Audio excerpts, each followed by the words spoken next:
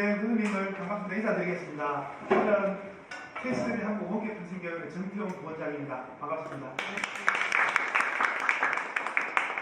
네, 박수 받아서 뭐 어떻게 할 건 없고요. 또 이렇게 뭐 토요일인데 또 교수님들 또 바쁜 일정에도 불구하고 또 이렇게 또 저희 기관을 또 위해서 또 방문해 주셔서 고맙고 또 그동안 또 저희 또 학습자를 위해서 또 뭐 저희 기관을 위해서 늘 고생해 주는 것에 대해서 이 자리에 대해서 다시 한번 감사 말씀을 드립니다. 뭐 저희 기관에 대해서 이미 많이 알고 계실 것 같아서 기관 소개는 별도로 뭐 안 해도 될 것 같고요. 뭐 그냥 몇 가지 말씀드릴 거는 오늘 교수님들이 대부분 사회복지 관련 전공 교수님들이라서 조금 덜한데 뭐 작년에는 또 뭐 1월달에 뭐 인천 어린이 뭐 홍익 사건 때문에 문제가 많았고 올해 같은 경우는 아동복지 같은 경우에는 또 이제 대면 교육으로 자격증이 바뀐다고 해서 조금 하여튼 보육교사나 아동학 쪽에 좀 큰 문제가 우리가 운영하는데 좀 문제가 좀 많이 지금 발생되는 그런 상황입니다. 다행히 이제 사회복지 관련해서는 뭐 과목이 늘어난다든지 국가고시로 간다든지 이런 말이 없어서 아직은 이제 기존대로 계속 이제 운영하고 있는 큰 변화 없이 운영하고 있는 거라서 큰 문제는 없을 뭐 다른 거는 또 뭐 다 진행한 대로 진행하면 되는데 뭐 올해는 하여튼 작년에 평가 준비해서 작년에 평가 받았는 과목들은 뭐 교수님들 많이 도와주시고 딱 같이 또 잘해주셔서 저희들이 하여튼 2004년부터 학점을 최초로 시작하면서 전과목인가라는 거는 작년에 처음 받았습니다. 그래서 일단은 사회복지 이제 자격증 과정, 또 보육교사 자격증 과정, 평생교사 자격증 과정, 건강가사 자격증 과정은 완전 다 풀세트로 저희가 다 무료하고 있어서 좀 원격 교육기관에 한 4군데 정도가 지금 거의 3군데는 3개 정도는 완전된 기관으로 지금 되어 있어서 아무래도 저희가 또 오래되고 또 이제 과목 많아서 큰 어려움 없이 지금은 이제 운영을 하고 있습니다. 다행히 또 이제 사회복지나 실습도 저희도 올해 이제 100명의 인가를 받아서 보육교사 보육 실습도 이제 인가 받아서 했던 실습도 2과목 받아서 좀 더 편하게 저희가 또 이제 학습자 모집을 할 수 있고 또 재밌게 나갈 수 있을 것 같습니다. 여하튼 뭐 사회복지 관련해서는 아까 말씀드렸듯이 큰 변화 없이 진행되는 게 큰 다행으로 저는 보고 있습니다. 얼마 전에 또 이제 다른 사회복지 교수님들하고 이제 자꾸 사회복지가 관련이 자꾸 인원이 줄고 좀 그런 부분에서 문제를 제기하니까 뭐 교수님들도 여러 가지 똑같은 생각이겠지만 한 3년 정도까지는 계속 사회복지사는 뭐 그렇게 많이 줄지 않을 거라고 말씀하시더라고요. 같은 생각인지 모르겠지만 아직까지 그래도 저희가 뭐 또 매출 이야기하면 좀 곤란하겠지만 저희 회사의 매출이 사회복지 관련해서 거의 65에서 70%가 차지하고 있어서 저희도 메이징 전공으로 또 그렇게 할 수밖에 없는 상황이라서 여러분께 교수님께 또 좀 더 많은 도움과 또 많은 또 지원을 또 이제 당부 드릴 수밖에 없는 것 같습니다. 오늘 이렇게 귀한 시간으로 또 이렇게 해주셨는데 또 좀 이따 저희 담당 또 선생님 나오셔서 선생님들이 또 이제 과정을 운영하고 학습자를 관리하는 부분에서 좀 더 필요한 말씀을 드릴 거예요. 또 1월 6일자로 우리 학생은행에 또 운영 규칙이 개정되고 바뀐 게 조금 많습니다. 그런 부분에 대해서 저희 운영하는 좀 불편한 것도 있고 또 교수님들께서도 채점하고 또 문제 내고 또 이렇게 운영하면서 조금 불편한 건 있을 수 있겠지만 교과부 방침이라서 어떻게 또 따라갈 수밖에 없는 그런 상황입니다. 또 그런 부분을 조금 더 체크해 주셔서 좀 더 이제 운영하는데 좀 불편한 게 없었으면 좋겠습니다. 그 다음은 이제 선생님 오셔서 설명드릴 때 좋은 시간 가지시길 바랍니다. 감사합니다.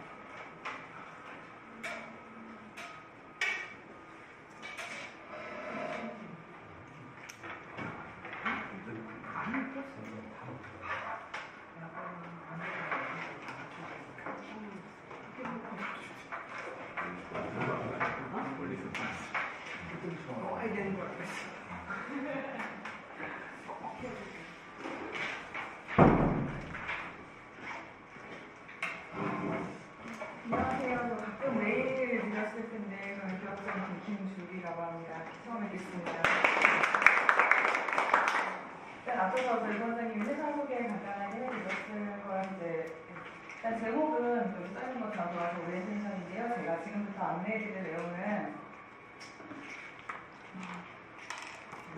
교수님들께서 이제 실제로 학기 운영이 시작되고 그리고 운영을 하시는 동안 기본적으로 지침을 관련해서 제가 안내해드린 내용들이고요. 평가 항목들이 진행이 될 때마다 저희 쪽에서 이제 메일이잖아요. 메일 상세 내용은 나가지만 전체적으로 그런 것들이 왜 필요한지에 대해서 좀 설명을 드릴 내용으로 구성이 되어 있습니다.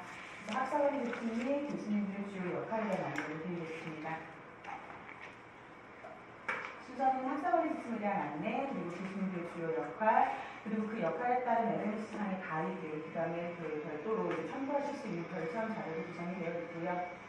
첫 번째는 이제 지침 안내드리겠습니다.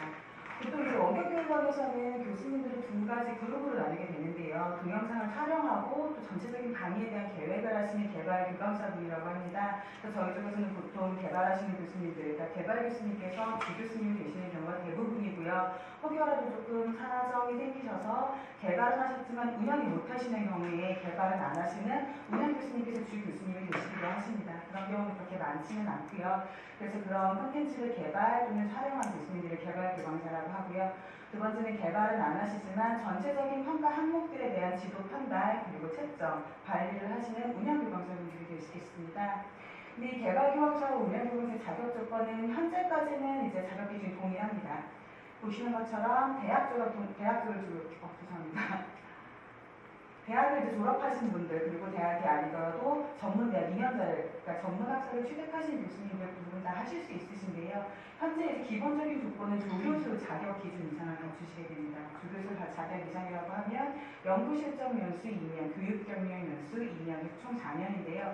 사실 이게 말이 어려운데 간단하게 이야기하면 그렇습니다.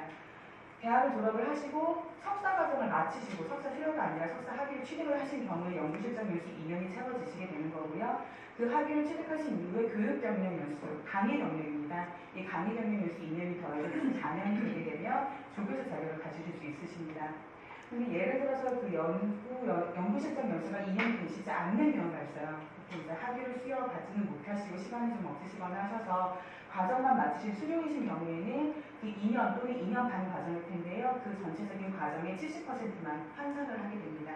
그리고 교육경력 연수 같은 경우에도요. 교수님께서 강의를 1년을 하셨다 하시더라도 전임이신 경우에는 1년 그대로 인정을 받으실 수 있지만 전임이 아니라 겸임이거나 시간제 장단 강사분이시거나 외래 교수이신 경우에는 똑같이 70%만 산정을 해서 그런 것들을 다 이제 산정 연수나 뭐 강의를 하셨던 기관이나 학교의 타입에 따라서 이런 산정계가 나오게 됩니다. 전문대학 쪽도 마찬가지로 그런 적용이 되게 되고요. 밑에 보시는 것처럼 이렇게 연구 실적 연수가 3년, 교육 경력 연수가 4년, 총 7년이 필요합니다. 근데 사실은 저희 같은 경우에는 저희 교수님들 같은 경우에는 이렇게 전문대학 졸업이라던가 대학 졸업자 하시고 나서 석사 또는 석사를 안 하시고 실무하시는 분들도 많이 계세요. 그런데 이 부분이 사실 저희도 굉장히 메리트가 있는 게 저희가 가지고 있는 사회복지나 아동 쪽 같은 경우는 이론도 이론이지만 실무적인 부분이 굉장히 많이 필요로 하는 부분이기 때문에 저희가 평가를 받을 때 다양한 경험 그리고 다양한 학습을 가지고 교수님께서 많이 계셔서 굉장히 도움이 되고 있습니다. 두 번째는 수업 운영에 관련된 부분입니다. 저희가 이제 간혹 교수님께 서류에 전화 드릴 때 실수라는 단어를 많이 썼을 텐데요. 운영교감사가 교수님 한 분께서는 한 번에 맡으실 수 있는 학생 수가 200명까지입니다. 200명이라고 하는 것은 한 반에 40명씩 해서 총 5개 반을 맡으실 수 있는 건데요. 그 5개 반이라는 게 모든 교육기관이 다 포함되는 게 아닙니다. 여기는 평생교육원이기 때문에요. 평생교육시설로 분류되는 기관에서 학점 관련 작업을 200명 이내에서 담당하셔야 되는 겁니다. 그러니까 지금 밑에 보이시는 대학부서 사회교육원, 직업전문학교, 평생교육시설, 원격 평생교육이 대표적인 평생교육 시설이 되는 거고요. 이 외에 뭐 대학에서 강의를 하시는 경우 있으실 거예요. 그런 경우는 여기는 포함이 되지 않기 때문에 그거 별도로 하시고 여기서 200을 하셔도 부담하십니다. 그럼 이제 대학교랑 조금 혼동이 있을 수 있는 부분이 대학부설 평생교육원 같은 경우에는 교수님께서 자꾸 혼동이 있으실 수는 있어요. 그래서 제가 이제 일을 하다 보니까 가장 확실한 방법은요. 혹시라도 강의 섭외라던가 다른 곳 강의를 계획을 하고 계시면 저희 쪽에 한번 전화를 주시면요. 저희가 저희 쪽이랑 같이 진행을 하실 수 있는 부분인지에 대해서 말씀드리도록 하겠습니다. 제가 지금 드린 말씀이 밑에 있는 이제 파란색 박스에 설명이 되어 있는 거고요. 이제 예를 들어서 설명을 드리면 얼마 전에 개강을 3월 15일, 개강반이 6월 17일에 종강을 하게 됩니다. 그 기간 안에만 겹치지 않으면 되고요. 그 기간 전에 뭐 1월에 2월에 개강을 하시거나 그래서 그 기간을 겹치지 않는 기간 안에만 하시면 200명이든 300명이든 괜찮으십니다. 그러니까 저 기간 안에만 같이 겹치지 않으면 문제는 없으세요.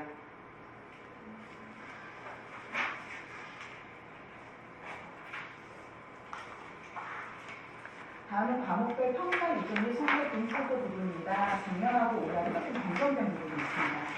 작년 같은 경우에는 사회복지사, 보육교사, 평생교육사에 크게 세 분류가 있는데 세 가지가 각각 다른 평가 항목으로 구성되어 있었습니다. 과목별에 따라서 달라지기도 했었고요. 근데 올해부터는 저희가 모든 전공에 대해서 그 모든 과목에 대해서 평가 항목별 비율을 동일하게 했습니다. 왜냐하면 사실 사회복지사나 보육교사 같은 경우에는 특히나 겹치는 과목들이 있습니다. 겹치는 과목들이 있는데 어떤 과목은 쪽지시험이 있고 어떤 과목은 쪽지시험이 없거나 어떤 과목은 토론 비율이 조금 더 높거나 이런 부분에 있어서 평가 항목을 좀 놓치고 가는 학생들의 그런 불만이 일부 접수된 사항들도 있고요. 전체적인 이제 좀 교육 평가 항목 비율을 통일해야겠다는 의견들이 좀 있어서 올해부터는 그렇게 진행을 하기로 했습니다. 그래서 쪽지시험이 모두 5%에서 모두 들어가게 됐고요. 자, 잘들 알고 계시겠지만 최종 점수는 총 60점 이상이 돼야 되고요. 60점 이상이 된다 하더라도 학생의 출석률이 꼭 80% 이상이라는 일수가 가능합니다. 이 부분은 원격이 아니라 오프라인, 그러니까 평생교육시설에서 운영하는 학점 및 모든 과목에 대해 동일하게 적용이 되는 부분이고요. 또 한 가지 이제 변경된 사항은 성적 분포도 비율 기준입니다. 기존에는 이제 A 구간, B 구간, C 구간에 대해서 학생들이 조금 그러니까 지금은 좀 30%, 40%, 20%인데요. 원래는 A가 20%가 아니고 10%까지만 가능했습니다. 이 학점이 20%. 그러니까 학생들한테 굉장히 좀 완화가 된 부분이죠. 그런데 학생들한테 안 좋게 또 하나 추가가 된 부분이 여태까지는 절대평가였거든요. 학생들 모두가. 그래서 학생들 모두가 다 패스를 할 수도 있는 상황이었습니다. 패스를 하고 또 전부 다 똑같이 A가 이만큼 많이 나올 수도 있고요. 근데 지금 같은 경우에는 변경된 게 A와 B의 비율은 늘어났지만 학생이 예를 들어서 90점 초반대를 받은 학생이 너무 많으면 그 학생들은 B로 내려갈 수 있는 거죠. 상대평가를 하기 때문에. 그래서 뭐 보육교사나 사회복지사 과목 같은 경우에는 사실 낮은 점수면 패스만 하면 자격증을 취득을 할 수도 있겠지만 평생교육사 같은 경우에는 학점을 이수는 하지만 자격증을 취득할 수 없는 상황일 수도 있습니다. 그래서 그런 부분에 있어서는 학생들한테 조금 불리하게 적용되는 부분이 이번 연도부터 조금 추가가 됐습니다. 이거에 대해서는 이제 국가평생교육진흥원에서 발의한 내용은 아니고요. 교육부 측에서 발의된 내용이기 때문에 앞으로 한동안은 변동 없이 이렇게 진행이 될 것 같습니다. 다음은 2016년도 학사 일정이고요. 현재까지 저희 2학기 1차까지는 전부 학점이 된 상태로 학생들한테 수강 신청을 받고 있습니다. 그래서 2부에 지금 2차부터 4차까지 일정 변동이 될 수는 있지만 변동이 돼봤자 1주 차이 정도 변동 가능성은 있기 때문에 전체적으로 이틀 안에서 움직인다고 봐주시면 될 것 같고요. 혹시라도 학생들의 수요가 조금 더 있다면 16년도 2학기 4차 이후에 별도로 더 학사 일정이 추가가 되실 수도 있습니다. 그래서 추가돼서 저희가 그 섭외를 요청을 드리게 되면 그때 또 다시 한번 연락드리겠습니다. 다음 교수님들께서 주로 이제 해주시는 업무들에 대한 이야기인데요. 첫 번째로 이제 학습 지리에 대한 답변서입니다. 교수님들 중에서는 게시판, 강의실 안에 있는 게시판 있잖아요. 그거를 보시고 직접 답변을 달아주시는 교수님들이 계시고요. 사실 그거를 상시로 확인하시기 힘드시잖아요. 그래서 저희 쪽에서 미리 확인하고 메일로 드리고 전화나 문자로 드리는 경우가 있습니다. 여태까지 해주셨던 것처럼 그렇게 계속 답변 잘 해주시면 될 것 같고요. 그리고 두 번째는 과제물, 토론, 쪽지시험 등의 평가 문제 출제입니다. 보통은 촬영하시는 개발 교수님들께서 많이 주로 문제 출제는 해주시고요. 또 한 가지 여기서 추가된 부분이요. 올해부터는 그 개발하시는 교수님께서 과제에 대한 키워드를 제출을 해주세요. 키워드를 제출을 해주시면 그 키워드의 범위 안에서 운영해주시는 교수님께서 이제 과제를 출제를 해주시면 됩니다. 그래서 이거에 대해서는 이제 국병원에서 왜 이런 부분에 대한 그 하달이 내려왔는지 여쭤봤더니 같은 과목인데 다른 반이면 다른 과제 주제가 나오고 형평성이 어긋나지 않느냐라는 그런 이제 이유가 있었기 때문에 이런 식으로 진행을 하게 되고요. 대신에 처음부터 과제 주제를 오픈을 하게 되면 사실상 그거는 표절률의 가능성이 더 높아지기 때문에 과제 주제까지는 오픈하기는 조금 그렇고 해서 과제에 대한 전체적인 키워드나 범위를 설정을 해주시는 게 이제 1차적으로 강의 계획서에 나오고요. 학생들이 그 강의 계획서를 보고 그 부분에 대한 내용을 동의를 하고 충분히 수치를 한 상태에서 수강 신청을 진행을 하고 운영하시는 교수님들께서는 그 키워드 범위 안에서 그 세부 과제 주제를 출제해 주시면 되겠습니다. 세 번째는 그 각 평가항목의 채점입니다. 과제나 토론 모두 여태까지 하시던 방식 그대로 해주시면 되고요. 그리고 작년 하반기부터 이제 변경된 내용이죠. 서술형 문항 수가 좀 바뀌었습니다. 원래 학생 한 명당 서술형 문제가 2개씩 나갔었는데 하반기부터 한 문제씩으로 변경이 되고 대신에 단답식이 3개에서 4개로 변경이 됐습니다. 그래서 아마 당분간은 이 부분에 대한 내용이 변경이 되지는 않을 것 같고요. 그래서 이제 서술형 채점이 사실 서술형 채점 같은 게 굉장히 중요한 게 상대 평가가 이루어지다 보니까 서술형 문제가 결점이 커서 그걸로 등위가 결정이 될 수 있기 때문에 이번 학기보다 채점을 해주실 때에는 이 서술형 채점의 부분에 있어서 조금 더 가능하시면 좀 여태까지도 충분히 감사하긴 한데요. 조금 더 이렇게 세분화된 점수를 주시면 학생들한테 조금 더 도움이 될 수 있을 거라고 생각합니다. 가장 중요한 부분이 이렇게 나오고 있는데요. 1층에 부분이 3에 꼭 좀 부탁드립니다.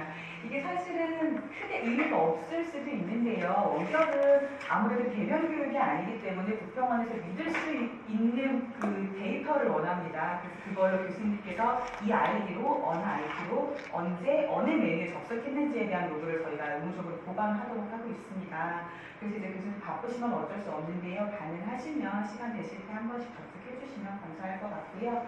저희가 추가적으로 이제 모바일로 로그인하는 부분은 이제 지난 수요일부터 학생들은 모바일로 문제 없이 대부분의 핸드폰 기종으로 다 볼 수가 있고 출석률도 다 가능합니다. 근데 아직까지 교수님들 쪽은 일부는 되는데 일부 기능 안 되는 부분이 있어서요. 그 부분에 대한 추가 개발을 계속적으로 진행을 하고 있으니까요. 조금만 더 기다려 주시면 좋겠습니다. 이 부분에 대해서 설명 한 가지 드렸던 내용이고요.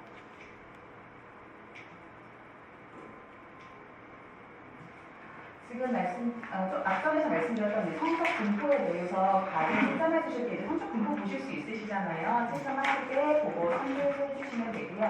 만약에 교수님께서 채점을 하시다 보면 못 맞추시는 경우가 분명히 있으세요. 실제로 하시다 보면. 그러면 전체적인 총 성적에서요. 저희 시스템에서 한 번에 일괄적으로 학생의 점수를 깎거나 등위를 결정을 합니다. 근데 이제 저희가 하는 거는 저희는 그 전공 전문가가 아니기 때문에 학생들한테 사실 조금 불리한 상황을 줄 수도 있는 상황이어서 가능하시면 이렇게 참고하신 상태에서 채점을 해주시면 학생들이 나중에 이제 플레이라든가 성적 이의 신청 때 조금 더 객관적인 답변을 해줄 수 있을 것 같습니다. 이거는 이제 지난 2학기, 그러니까 작년 10월 개강반에 올라왔던 과제 주제인데요. 보시는 것처럼 이제 전체적인 과제 세부 주제가 있고요. 아래에 지금 채점 기준이 있으세요. 채점 기준에는 전체적으로 작성하는 내용에 대한 부분이 있는데요. 이 부분은 꼭 필수사항은 아니십니다. 뭐 A4 몇 장이어야 되고 폰트는 몇이어야 되고 이런 부분이 꼭 들어가야 되는 건 아니고요. 이게 없으신 경우에 학생들이 이제 물어보는 경우가 있어요. 저희한테. 그러면 저희는 가장 일반적인 형태로 구성을 하라고 합니다. 보통 이제 한글로 작성을 해야 되는데 한글 작성은 보통 11포인트, 10포인트 이렇게 구성이 되고요. 그리고 저희가 학생한테 또 답변을 할 때 분량에 대해서 학생이 물어보면 주제에서 꼭 필요로 하는 내용의 부가적인 설명이 너무 많이 붙게 되면 내용이 많다고 해서 점수가 많이 나가는 게 아니기 때문에 자신이 어디까지 이 주제에 알맞는 내용을 얼마나 잘 작성을 하는지가 채점에 들어간다라고 이야기를 하고 있습니다. 그래서 과제 주제를 주실 때 이거는 꼭 이 정도까지만 써야 된다. 아니면 이 분량까지는 나와야 된다 하는 부분들이 있으시면 적어주시면 되시고요. 그냥 일반적으로 학생들이 쉽게 작성할 수 있는 내용이다 하시면 꼭 적어주시지는 않으셔도 됩니다. 분량이나 뭐 글자거든요. 그리고 여기 토론 주제입니다. 이거는 지난 2학기 전에도 마찬가지로 10월에 진행했던 부분이고요. 학생들이 서로 주고받을 수 있는 주제를 이제 보통 많이 토론 주제로 삼고 있기 때문에 아무래도 과제보다는 접근성이 조금 높은 일상생활에서 접할 수 있는 내용들 또는 뉴스에서 많이 접할 수 있는 내용들 또 그런 내용들 구성들을 많이 해주고 계시고요. 마찬가지로 이것도 채점 기준을 이렇게 주시는 경우도 있으시고요. 안 주시는 경우도 있으세요. 근데 토론은 배점이 그렇게 높지 않기 때문에 이렇게까지 디테일하게 안 해주셔도 괜찮으시긴 합니다. 다음은 아마 잘 아시고 계실 텐데요. 간단하게만 설명드리겠습니다. 저희 홈페이지 들어오셨을 때 어떻게 진행되시는 건지에 대한 건데요. 처음 홈페이지 들어오셔서 로그인 하시면 가장 아래 교수 연구실이라고 보입니다. 근데 간혹 이 교수 연구실에 눌렀는데 안 된다고 하시는 경우 있으세요. 요즘에 윈도우 10으로 무료로 업그레이드를 해주면서 호환성이 조금 안 맞는 경우가 있어요. 그래서 이런 경우에는 인터넷 익스플로러 호환성 보기 한 번만 체크해 주시면 될 것 같고요. 이거를 잘 모르실 수도 있잖아요. 어떻게 하는지 저희 쪽 전화 주시면 원격으로 저희가 바로 처리해 드리도록 하겠습니다. 두 번째는 과제물 측정하는 건데요. 보통 모든 평가 항목들에 대한 측정은 한 가지 메뉴에서 이루어지고 있습니다. 로그인하셔서 연구실에 가시면 상단에 학습 성적 관리라고 있는데요. 학습 성적 관리 밑에 보시면 설계 항목별 측정이 있습니다. 설계 항목별 측정에서 들어오시면 보시는 것처럼 이렇게 시험부터 과제 토론까지 한 번에 보실 수 있으세요. 근데 교수님들께서 두 개 차시를 연속으로 하시는 경우 있잖아요. 뭐 1학기 1차도 하시고 2차도 하시고 그러시면 여기 셀렉트 박스 누르셔서 이번에 채점을 진행하실 차수를 선택을 하시고 뭐 지금 같은 경우 이제 과제죠. 과제 클릭하시면 다음 화면이 나옵니다. 과제를 제출한 학생의 리스트가 나오고요. 여기서 학생과 업로드한 파일명을 클릭을 하시면 바로 학생의 그 리포트를 보실 수 있고요. 옆에 보시면 표절일이라고 보이실 거예요. 이 학생이 제출한 그 분반에 이 학생과 겹치는 과제 그 비율이거든요. 겹치는 내용의 비율. 이게 사실은 어절 단위로 전부 구별이 되고 있고요. 전체적인 문장은 아니고요. 어절 단위까지 비교를 하기 때문에 상당히 조금 디테일하게 비교가 가능합니다. 그래서 간혹 보면 99%가 나오는 학생들이 있습니다. 근데 이제 그런 경우에 대해서는 사실 0점을 주셔도 무방합니다. 그리고 이제 내용이 어떻든 0점을 주셔도 무방하시기 때문에요. 표절을 보시고 아무리 이제 그 원론적인 내용이 많이 들어가는 과제 주제라면 표절이 발생을 할 수밖에 없습니다. 근데 그런 경우에도 저희가 이제 그 나중에 이제 뒷화면을 한번 보여드릴 텐데요. 어떤 부분이 겹쳐 있는지에 대한 내용까지 다 나옵니다. 표시가 돼서. 그래서 그거 한번 보시고 해주시면 될 것 같고요. 그 내용에 대한 내용은 뒤에 이제 별첨자에서 한 번 더 설명드리겠습니다. 다음은 토론 채점입니다. 토론은 표절률이 적용이 안 됩니다. 왜냐면 업로드 한 파일끼리 모아서 보는 게 이제 그 솔루션이 적용이 되는 거고요. 토론 같은 경우에는 학생들이 그냥 질의응답 형태로 작성한 것들에 대한 거기 때문에 이거에 대한 표절률 검사는 조금 힘들어서 현재까지는 그렇게까지는 안 되고 있고요.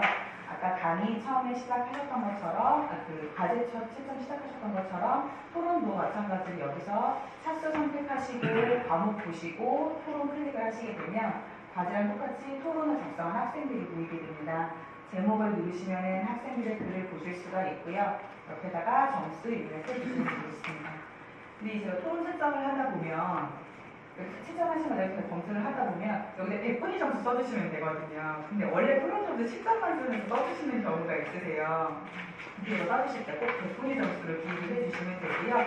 나중에 총점에는 시스템에서 알아서 환산점을